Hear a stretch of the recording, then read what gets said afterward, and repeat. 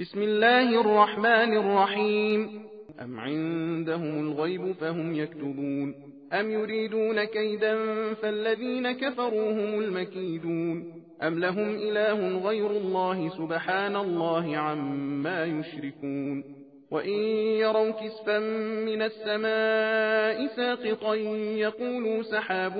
مركوم فذرهم حتى يلاقوا يومهم الذي فيه يصعقون يوم لا يغني عنهم كيدهم شيئا ولا هم ينصرون وإن للذين ظلموا عذابا دون ذلك ولكن أكثرهم لا يعلمون واصبر لحكم ربك فإنك بأعيننا وسبح بحمد ربك حين تقوم ومن الليل فسبحه وإدبار النجوم. بسم الله الرحمن الرحيم. والنجم إذا هوى ما ضل صاحبكم وما غوى وما ينطق عن الهوى إن هو إلا وحي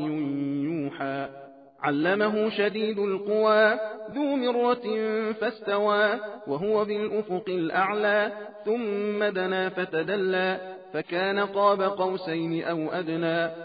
فأوحى إلى عبده ما أوحى ما كذب الفؤاد ما رأى أفتمارونه على ما يرى ولقد رآه نزلة أخرى عند سدرة المنتهى عندها جنة المأوى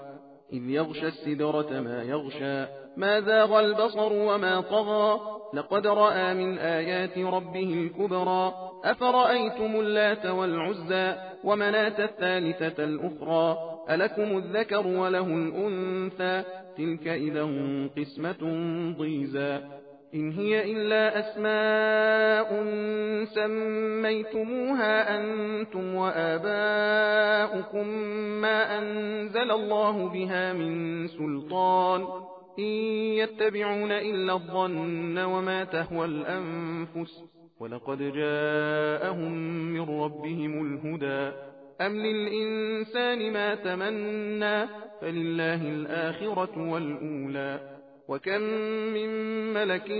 في السماوات لا تغني شفاعتهم شيئا إلا من بعد أن يأذن الله لمن يشاء ويرضى إن الذين لا يؤمنون بالآخرة ليسمون الملائكة تسمية الأنثى وما لهم به من علم إن يتبعون إلا الظن وإن الظن لا يغني من الحق شيئا فأعرض عن من تولى عن ذكرنا ولم يرد إلا الحياة الدنيا ذلك مبلغهم من العلم إن ربك هو أعلم بمن ضل عن سبيله وهو أعلم بمن اهتدى.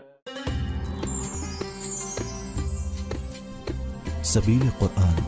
हिदायत का रास्ता।